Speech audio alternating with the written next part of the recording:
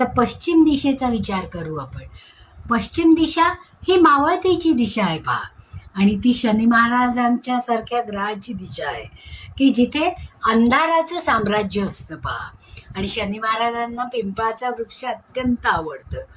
मग पश्चिम दिशेला पिंपळासारखे मोठी झाडं चालू शकतात की जी शुभ असतात, आणि त्याचा जो पसारा असतो तो त्या पश्चिम भागामध्ये पसरू शकतो.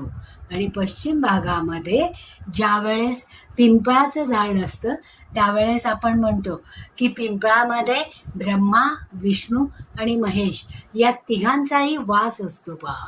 म्हणजे ऑटोमॅटिक संध्याकाळच्या वेळेला तिथे लक्ष्मी आणि अलक्ष्मी दोघीही असतात. पण ज्यावेळेस आपण लक्ष्मीचं आवाहन करतो त्यावेळेस तिथे लक्ष्मीच आपल्या घरामध्ये येते, आणि लक्ष्मीला प्रसन्न करण्यासाठी ही दिशा शुभ आहे. म्हणून इथे पिंपळ किंवा अशोकाची उंचच उंच झाडं असलेली जास्त चांगली असतात, किंवा मोठे मोठे वृक्ष जे आहेत ते पश्चिम दिशेला लावले तर चालतात की ज्याच्यामुळे शुभ ऊर्जा आपल्याला मिळते.